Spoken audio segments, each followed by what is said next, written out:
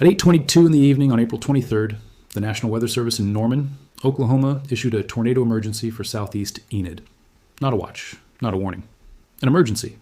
The highest alert designation the Weather Service issues, reserved for situations where a large, violent, confirmed tornado is moving toward a populated area, and casualties are considered likely.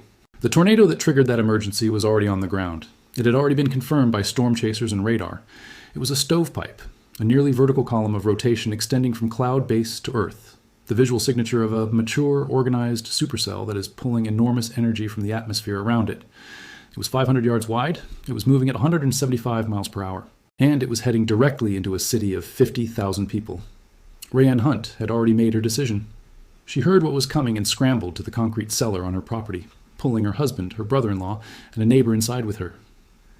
In the dark of an 8-by-8-foot underground shelter, she heard the roar, heard metal slapping against the door, heard glass breaking above her. When it was over, she emerged to find the windows of her brick home blown out and the roof badly damaged. They emerged unscathed, but found the windows smashed out of the one-story brick home and the roof badly damaged. St. Thomas source Amy Kuntz was driving home to Enid when it hit. She was on the phone with her daughter trying to calm her, telling her to get in the bathtub. Her daughter said she got in the bathtub, and not even a minute later she said, "Mom, the roof's gone." Civil beat. The roof was gone. Her daughter was alive because the bathtub held. In the neighborhood called Gray Ridge on the south side of Enid, homes were not damaged. They were knocked down. Videos posted online showed piles of rubble where homes once stood. Commercial buildings just south of the city were turned into a pile of twisted metal, splintered wood, and insulation by the powerful twister. Buildings were pushed completely off concrete foundations. Civil beat.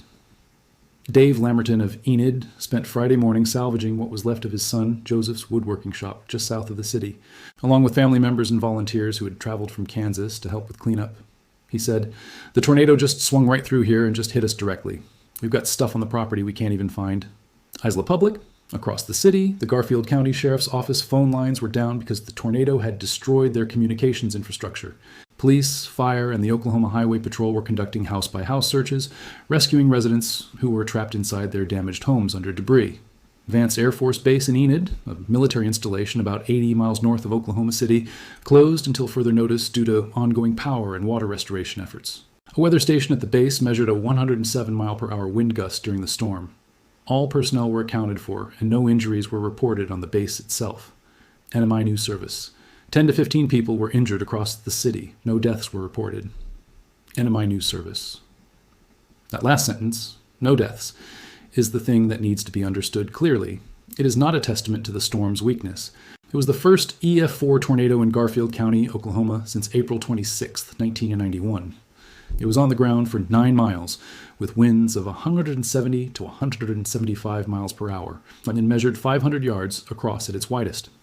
Saipan Tribune, a tornado of that rating and scale, moving through a populated city of 50,000 people, produced no fatalities for one reason and one reason only. The warning was early enough. The shelters worked. The people who had underground concrete cellars used them. The people who had interior rooms got into them. The combination of warning time and shelter availability meant that when the storm arrived, the people in its path were already underground or in protected spaces.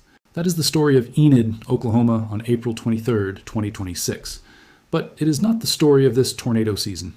And the gap between those two stories is the detail that tells the real story.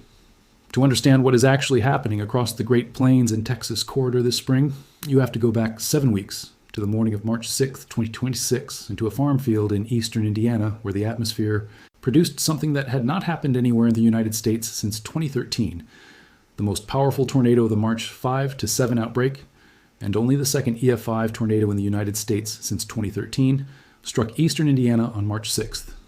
NWS damage assessment teams documented a 14 6-mile damage path with EF5 level destruction and winds in excess of 200 miles per hour. Mariana Express in EF5 in early March. An EF5 tornado in early March is virtually unheard of. Mariana Express. The enhanced Fujita scale does not have a category above 5. At EF5, strong frame houses are swept clean off their foundations. Steel-reinforced concrete structures are damaged. Vehicles become airborne missiles. The ground itself is scoured to bare soil. There is no above-ground residential structure designed to survive it. The March outbreak began on the evening of March 5th in central Oklahoma. A 47-year-old woman and her 13-year-old daughter from Fairview were killed when their vehicle was struck by the tornado near a highway intersection at approximately 10 p.m., Saipan Tribune. They were driving. The storm moved faster than they could. By the time the outbreak was over, it had produced over 90 confirmed tornadoes across 6 states. 12 people died. Hundreds were injured. Thousands of homes were damaged or destroyed. NPR 0 of them were inside an underground storm shelter when they died. NPR 4 died in mobile homes with no community shelter and no time to reach one. 3 died in frame homes without basements, sheltering in interior rooms that were obliterated. The pattern is the same in every major outbreak. The people who die are almost never the people who had adequate shelter and enough warning to use it. They are the people who had neither. Here is the detail that tells the real story of 2026's tornado season. Mobile homes in the United States are subject to wind standards that require them to withstand sustained winds of 70 to 90 miles per hour, depending on the region and the HUD zone designation. An EF1 tornado begins at 86 miles per hour. An EF2 starts at 111. By EF3, which itself is not the strongest category, the winds are running at 136 miles per hour and above, roughly 6. 5 million Americans live in mobile homes in the tornado-prone corridor, stretching from Texas through Oklahoma, Kansas, and Missouri. When a tornado touches down in that corridor, the people most likely to be in its path with the least protection are the people who cannot afford the structures that survive. The broader outbreak that has been running since April 21st in the central United States is not finished. The Storm Prediction Center placed parts of Oklahoma and Texas under enhanced and moderate risk designations through the weekend, with more tornado watches and warnings expected as additional storm systems move through. Saipan Tribune. An EF4 tornado struck near Enid on April 23rd, the first EF4 in Garfield County since 1991. Overall, 24 tornadoes were confirmed during this phase of the ongoing outbreak. Saipan Tribune. And the atmospheric conditions that have been fueling these events, the interaction of warm, moist air from the Gulf of Mexico with cold, dry air from the Rockies along the dry line that runs north-south through the plains, have not resolved. They have been cycling through active phases and brief pauses since mid-April and are forecast to continue. The Storm Prediction Center had issued a moderate risk for severe weather across parts of Oklahoma, Kansas, and northern Texas on April 25th, with tornado emergencies issued for communities including southern Enid and Breckenridge, Oklahoma, and Variety. A tornado emergency is not issued routinely. It is issued when trained meteorologists have determined that a violent, confirmed tornado is moving toward an area where people will be killed if they are not underground immediately. It is the Weather Service's way of saying that the situation has moved beyond the point where a normal warning is sufficient. But here is what is not making headlines in the coverage of this outbreak. The warning system that produced that tornado emergency, the system that gave Rayanne Hunt enough time to get into her cellar, that gave Amy Kuntz's daughter enough seconds to get into a bathtub, that kept the EF4 in Enid from becoming a mass casualty event, is operating right now with 600 fewer people than it had a year ago. The National Weather Service has lost close to 600 staff. 40% of National Weather Forecast offices are facing significant staff vacancies. NMI News Service. Those cuts came through the Department of Government Efficiency. Earlier in 2025, a combination of terminations and accelerated retirement buyouts that reduced the agency's workforce by roughly 17% at the same moment that the 2026 severe weather season was building toward its peak months. The cuts included warning coordination meteorologist positions, roles specifically responsible for coordinating between forecasters, emergency managers, and the public when severe weather strikes. NMI News Service. The warning coordination meteorologist is not a redundant administrative position. It is the human link in the chain between what the radar shows and what the emergency manager knows to do with that information. When that position is vacant in a forecast office during an active, severe weather event, the coordination that kept people alive in Enid depends on whoever is left to do it with whatever capacity remains. Former NWS directors wrote in a letter that the cuts leave the nation's official weather forecasting entity at a significant deficit, down more than 10% of its staffing, just as it heads into the busiest time for severe storm predictions like tornadoes and hurricanes. They wrote, "Our worst nightmare is that weather forecast offices will be so understaffed that there will be needless loss of life. Civil Beat." That letter was written before the March outbreak killed 12 people, before the April outbreak produced an EF4 in Enid, before the ongoing multi-day severe weather sequence that has now been running for nearly a week across the southern plains. The forecast offices that issued the warnings that saved lives in Enid on April 23rd were operating below full staffing capacity when they did it. They performed. The system held. The question that the former directors are asking, and that the data from the July 2025 flash floods in Texas raised in much sharper terms, is not whether the system can hold when it is understaffed. It is how many times it can hold before it does not. The NOAA budget proposed for fiscal year 2026 would close the National Severe Storms Laboratory. the facility that has developed key tools in predicting flash floods and severe Marie thunderstorms since 1964, along with all NOAA weather laboratories and cooperative research institutes. The proposed cuts would eliminate the Office of Oceanic and Atmospheric Research, which operates the labs that produce forecasting tools used by every weather service office in the country to issue the warnings that kept people alive in Enid. Chase Day, the multi-radar, multi-sensor system, the primary tool that forecasters use to detect tornadoes in real time, to determine their size and track, to issue the kind of confirmation that allows a tornado emergency rather than just a tornado warning, was developed at the National Severe Storms Laboratory in Norman, Oklahoma. The Warn on Forecast program, which aims to extend tornado warning lead times from the current average of 13 minutes to something approaching 30 to 40 minutes, is a project of the same laboratory. More lead time means more people underground. More people underground means fewer deaths. That research program is proposed for elimination.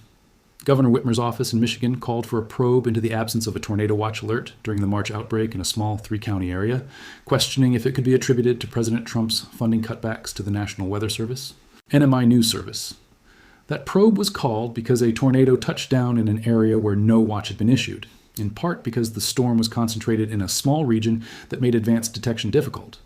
Whether staffing levels contributed to that gap has not been officially determined. What has been determined is that when a tornado strikes a community without a watch in effect, the lead time collapses.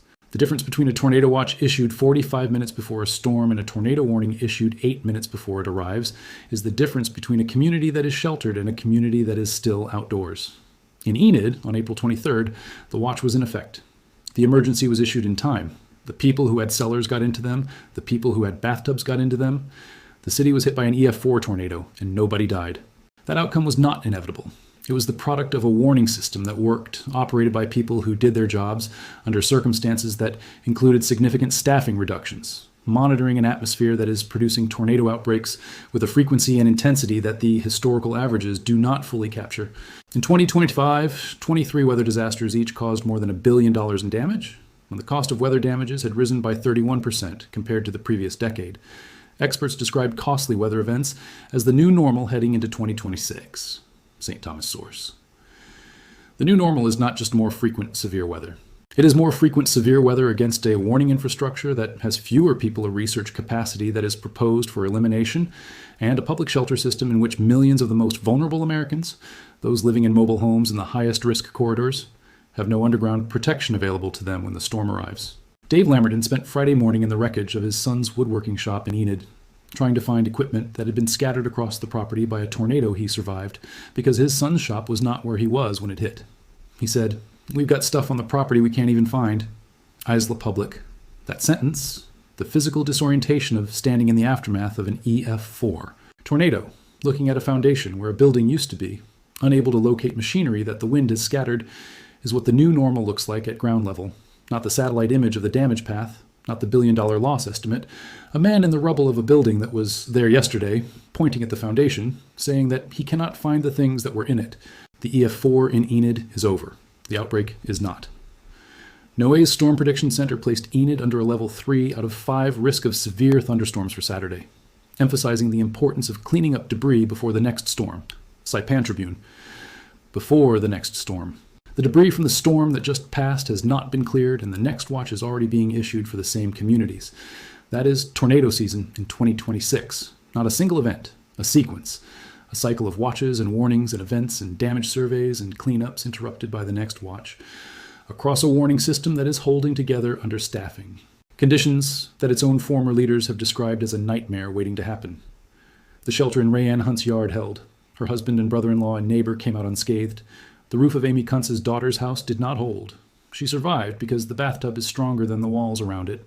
Not everyone in the path of this season's storms has a cellar. Not everyone has a bathtub. Not everyone gets 13 minutes of warning before the rotation touches down. And the laboratory that is trying to extend that 13 minutes to something that gives more people more choices is proposed for elimination in the same budget cycle that this outbreak is occurring in. The watches for this weekend are already posted. The next system is already on the radar.